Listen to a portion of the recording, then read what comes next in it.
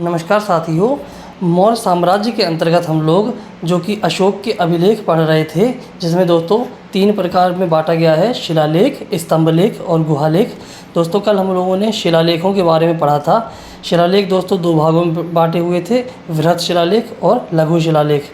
वृहत शिलालेख दोस्तों 8 थे जो कि अलग अलग स्थानों पर पाए गए थे, ठीक है दोस्तों। और जो दोस्तों लघु शिलालेख थे वे कुल 18 जगहों से मिले हुए थे, उन्हें हम पढ़ रहे थे दोस्तों। कल हम लोगों ने 18 लघु शिलालेखों को पढ़ लिया था।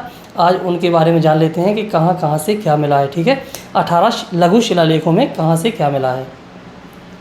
पनगुडरिया लघु शिलालेख में अशोक को महाराज कुमार कहा गया है। देखिए दोस्तों, जो अशोक हैं उनके अक्सर जो लघु शिलालेख हैं या शिलालेख हैं या वृहत शिलालेख हैं, स्तंभलेख हैं, उनके बारे में जानकारी ली जाती है कि अशोक को कहाँ पे क्या कहा गया है। जैसे कि कल मैंने आपको बताया था दोस्तों, जैसे मास्की, गुर्जरा, दतिया और जो दतिया, गुर्जरा, मास्की और एक और दोस्तों था जो शिलालेख था, उसमें दोस्तों अशोक को पहली बार अशोक कहा गया है, जो कि मास्की में दोस्तों सर्वप्रथम कहा गया है सी बीडन के द्वारा 1915 ईस्वी में। तो ऐसे ही दोस्तों यहाँ पर सवाल पूछे जाते हैं कि कहाँ पे क्या कहा गया है, ठीक है। पनगुडरिया लघु शिलालेख में अशोक को महाराज कुमार कहा गया है। 1986 ईस्वी में सन्नाती से अशोक का नवीनतम शिलालेख मिला है, जिसमें 12वें एवं 14वें वृहत शिलालेख के कुछ अंश मिलते हैं। जो दोस्तों सन्नाती से अशोक का नवीनतम शिलालेख मिला है, उसमें 12वें एवं 14वें वृहत शिलालेख के कुछ अंश मिलते हैं, ठीक है। भाब्रू के 2 शिलालेख जयपुर के बैराठ में बीजक की पहाड़ियों से 1837 ईस्वी में कैप्टन बर्ट द्वारा खोजे गए हैं। दोस्तों जो भाब्रू है वह जयपुर में है, ठीक है, जयपुर के बैराठ में है भाब्रू। यहाँ से 2 शिलालेख खोजे गए हैं 1837 ईस्वी में कैप्टन बर्ट के द्वारा। यह अशोक को बौद्ध प्रमाणित करने का सबसे बड़ा अभिलेखीय साक्ष्य है।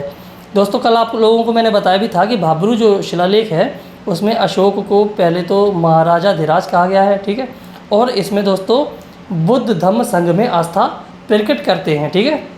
जो अशोक हैं दोस्तों भाब्रू शिलालेख में त्रिरत्नों की जो आस्था है दोस्तों, बुद्ध धम्म संघ, ये दोस्तों बौद्ध धर्म के त्रिरत्न हैं। आप लोगों को मैंने बौद्ध धर्म पढ़ाया था, उसमें देख लीजिएगा।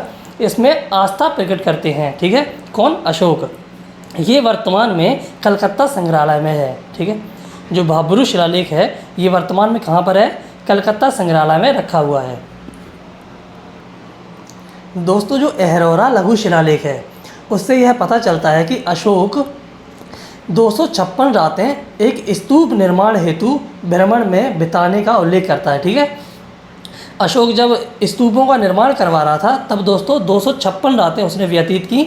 यह उल्लेख अहरौरा लघु शिलालेख में मिलता है। अहरौरा लघु शिलालेख में मिलता है कि अशोक ने 256 रातें स्तूप निर्माण हेतु भ्रमण में बिताने का उल्लेख किया। दोस्तों स्तूप आप लोगों को बता दें क्या होता है। स्तूप होता है, चैत्य होता है।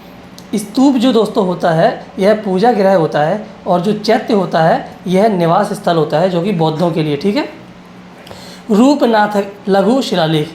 रूपनाथ लघु शिलालेख में अशोक कहते हैं कि अभी 2.5 वर्ष बीते हैं जब मैं संकल्पित रूप से एक शाक्य बना हूँ। जो रूपनाथ लघु शिलालेख है उसमें अशोक कहते हैं कि अभी 2.5 वर्ष ही बीते हैं जब मैं संकल्पित रूप से एक शाक्य बना हूँ।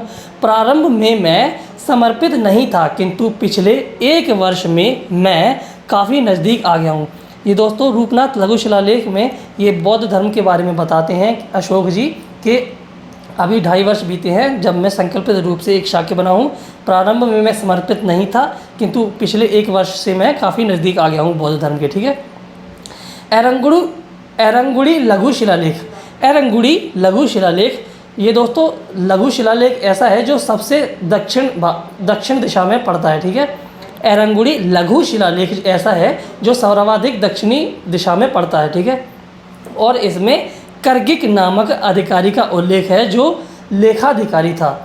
जो एरंगुड़ी लघु शिलालेख है, एरंगुड़ी लघु शिलालेख सर्वाधिक दक्षिणतम इस शिलालेख है दोस्तों। इसमें कर्गिक नामक अधिकारी का उल्लेख है और उसे लेखाधिकारी कहते थे, ठीक है। कर्गिक जो था ये लेखाधिकारी था। एरंगुड़ी लघु शिलालेख में मिलता है, ठीक है। सबसे दक्षिणी स्तंभलेख। ये दोस्तों हम लोग लघु शिलालेख देख रहे थे जो कि दक्षिणी था, एरंगुड़ी, ठीक है। ये है स्तंभ लेख। सबसे दक्षिणी स्तंभ लेख अमरावती व्रत शिलालेख है। ये जीर्ण अवस्था में मिला है। जो अमरावती व्रत शिलालेख है ये दोस्तों जीर्ण शीर्ण अवस्था में मिला है, ठीक है। बाकी सब ध्वस्त हुए हुए मिले हैं। अरमेइक लिपि व भाषा के लघु शिलालेख। दोस्तों 4 लिपि बताई थी मैंने आपको, ठीक है। यूनानी, ग्रीक, अरमेइक, ब्राह्मी और खरोष्ठी। तो हम लोग सर्वप्रथम देख लेते हैं अरमेइक लिपि कहाँ कहाँ पाई गई और कौन कौन से शिलालेखों में पाई गई, ठीक है। इसके बाद हम लोग यूनानी, ग्रीक देखेंगे, ब्राह्मी देखेंगे और खरोष्ठी देखेंगे। ये दोस्तों आप लोगों को अलग अलग मैं बांट दे रहा हूँ कि कहाँ पे कौन सी भाषा मिली और लिपि मिली, ठीक है। अरमेइक लिपि व भाषा के लघु शिलालेख। जो तक्षशिला शिलालेख है दोस्तों, इसकी खोज 1915 ईस्वी में जॉन मार्शल के द्वारा की गई। तक्षशिला शिलालेख में अरमेइक लिपि मिली है और अरमेइक ही भाषा मिली है, ठीक है। दूसरा आपका लगमान है। ये लगमान जो है इसे पुल ए दुरंत भी कहते हैं। लगमान को पुल ए दुरंत भी कहते हैं। इसकी खोज 1932 ईस्वी में अफ़गानिस्तान लंपट घाटी में हुई है, ठीक है। और दोस्तों लगमान से ये जानकारी मिलती है कि सिकंदर के आक्रमण से पहले अरमेइक लिपि हखामनी, जो ईरानी थे, हखामनी राजाओं की राजभाषा थी, ठीक है। देखिए अरमेइक लिपि जो मिली है तक्षशिला से मिली है, जो तक्षशिला शिलालेख है। लगमान से मिली है, ये भी दोस्तों शिलालेख है। और दोस्तों लगमान जो शिलालेख है इससे जानकारी मिलती है कि सिकंदर के आक्रमण से पहले जो अरमेइक लिपि थी, भाषा थी, वह हखामनी ईरानियों की राजभाषा थी, ठीक है। समझ लीजिएगा आप लोग। दोस्तों लगमान द्वितीय, यह भी दोस्तों एक अलग से लघु शिलालेख है। यह भी अफ़गानिस्तान की लंपट घाटी से मिला है। लगमान प्रथम और लगमान द्वितीय ये दोनों के दोनों दोस्तों अफ़गानिस्तान की लंपट घाटी से मिले हैं। कांधार अरमेइक शिलालेख। कांधार अरमेइक शिलालेख 1963 ईस्वी में इसे खोजा गया। 1966 ईस्वी में आंद्रे डुपोंट सोमर ने इसे प्रकाशित किया, ठीक है। 260 ईसा पूर्व में यह लिखवाया गया था अशोक के द्वारा। जो कांधार अरमेइक शिलालेख है दोस्तों, कांधार अरमेइक शिलालेख है, ये 1963 ईस्वी में खोजा गया और 1966 ईस्वी में इसे आंद्रे डुपोंट सोमर के द्वारा प्रकाशित किया गया। अशोक के द्वारा इसको दोस्तों खुदवाया गया था 260 ईसा पूर्व में, ठीक है। अब देखते हैं दोस्तों कांधार द्विभाषी लघु शिलालेख। अभी तक दोस्तों जो कांधार था, कांधार का जो शिलालेख था, लघु शिलालेख था, यह अरमेइक भाषा में था। अब दोस्तों जो कांधार दूसरा वाला मिला है यह दोस्तों द्विभाषी लघु शिलालेख है, ठीक है। इसमें 2 भाषा और 2 लिपियों का प्रयोग किया गया है। ये अलग अलग स्थानों पर मिले हैं, हालांकि ये कांधार में ही मिले हैं, ठीक है। कांधार द्विभाषी लघु शिलालेख ये अलग है, कांधार अरमेइक शिलालेख अलग है। और दोस्तों कांधार ग्रीक शिलालेख यह भी अलग है, ठीक है। ये अकेला ग्रीक भाषा में लिखा गया है और ये अकेला कांधार अरमेइक भाषा में लिखा गया है। और ये दोस्तों जो कांधार है यह ग्रीक और अरमेइक दोनों लिपियों में एक साथ मिला है, ठीक है। ये तीनों हम लोग अलग अलग पढ़ेंगे, ठीक है। देखते हैं दूसरा वाला। अभी कांधार अरमेइक को देखा है हम लोगों ने, जो 1963 ईस्वी में खोज हुई, 1966 ईस्वी में आंद्रे डुपोंट सोमर के द्वारा प्रकाशित हुआ, ठीक है। कांधार अरमेइक शिलालेख ये हो गया है लघु शिलालेख। अब देखते हैं कांधार द्विभाषी लघु शिलालेख। ये द्विभाषी लघु शिलालेख है कांधार का। ये कांधार के पास सर ए कुना से मिला है। ये ग्रीक एवं अरमेइक दोनों भाषाओं व लिपियों में है, ठीक है। देखिए बताया था अभी मैंने आपको, कांधार जो द्विभाषी लघु शिलालेख है यह ग्रीक भाषा और अरमेइक भाषा, ग्रीक लिपि और अरमेइक लिपि ये दोनों में मिलता है, ठीक है। भाषा और लिपि ग्रीक और अरमेइक मिलती है, ठीक है। ये दोस्तों शासन के 10वें वर्ष यानी कि 260 ईसा पूर्व में लिखवाया गया था। ये भी 1958 ईस्वी में इसकी खोज हुई। अशोक का यह पहला अभिलेख माना जाता है। जो कांधार द्विभाषी लघु शिलालेख है इसमें ग्रीक एवं अरमेइक दोनों भाषाओं का प्रयोग हुआ है और लिपियों का, ठीक है। इस लघु शिलालेख के अनुसार धम्म का प्रभाव बहेलियों यानी कि शिकारियों व मछुआरों पर पड़ा। दोस्तों जो मछुआरे थे और बहेलियों थे, जैसे कि शिकारी, बहेलिए, मछुआरों, इन पर भी इसका प्रभाव पड़ा था। ये जो कांधार द्विभाषी लघु शिलालेख हुआ था, ठीक है। बहेलिया, शिकारियों दोस्तों क्या है कि उसमें अहिंसा को बड़ा ही महत्व दिया गया है। जो शिकारी थे जो जंगलों में जाकर शिकार करते थे इन्होंने भी दोस्तों धर्म का प्रभाव इन पर भी व्यतीत हुआ। और दोस्तों जो मछुआरे थे इन पर भी धर्म का प्रभाव पड़ा था, ठीक है। धम्म मानी कि ये दोस्तों धम्म जो है ये पाली भाषा का शब्द है, धम्म मानी धर्म, ठीक है। अशोक के ग्रीक भाषा व लिपि के लघु शिलालेख। अब देखिए दोस्तों, हम लोग दूसरे देख रहे हैं, ठीक है, लघु शिलालेख। अब हम लोग ग्रीक भाषा में देख रहे थे। अभी हम लोगों ने अरमेइक भाषा में देखे थे, अब हम लोग ग्रीक भाषा में देखेंगे। और दोस्तों ये जो था यह ग्रीक एवं अरमेइक दोनों भाषाओं में था, ठीक है। अब हम लोग ग्रीक भाषा में देख रहे हैं। कांधार सर एक कोना द्विभाषी लघु शिलालेख। जो दोस्तों अभी हम लोगों ने ये पढ़ा है, कांधार के पास सर एक कोना से मिला है, जो कांधार द्विभाषी लघु शिलालेख है, यही दोस्तों अशोक के ग्रीक भाषा एवं लिपि के भी अंतर्गत आता है, ठीक है। इसे उसी के अंतर्गत हम लोग पढ़ रहे हैं, कांधार सर एक कोना द्विभाषी लघु शिलालेख, ठीक है। तो ये दोस्तों ग्रीक भाषा में है, क्योंकि यहाँ पर हम लोगों ने देखा था ग्रीक एवं अरमेइक लिपि दोनों हैं, भाषा दोनों हैं। इसमें हम लोग जब ग्रीक भाषा को देख रहे हैं तो इसमें इसको भी साथ में पढ़ रहे हैं, ठीक है। कांधार सर एक कोना द्विभाषी लघु शिलालेख, ठीक है। दूसरा देखते हैं कांधार ग्रीक शिलालेख। अब ये कांधार ग्रीक शिलालेख ये अलग है दोस्तों, यह द्विभाषी से, यानी कि ये मिला है हमें कांधार सर एक कोना द्विभाषी लघु शिलालेख। इससे दोस्तों यह वाला जो शिलालेख है कांधार ग्रीक शिलालेख, यह 1.5 किलोमीटर दक्षिण में मिला है, ठीक है। इसकी खोज 1963 ईस्वी में हुई है। इसमें 12वें वृहत शिलालेख का अंतिम भाग और 13वें वृहत शिलालेख का प्रारंभिक भाग मिलता है, ठीक है।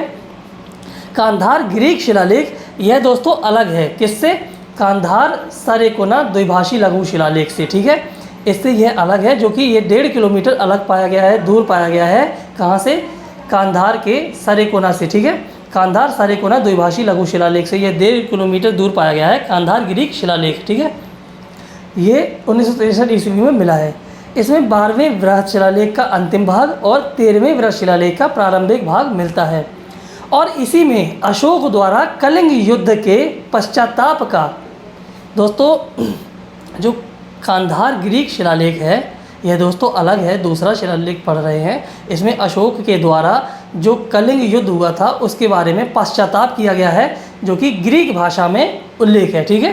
कि ग्रीक भाषा में उल्लेख मिलता है कि अशोक के द्वारा जब कलिंग युद्ध किया गया था उसके बारे में यह पश्चाताप करता है, ठीक है।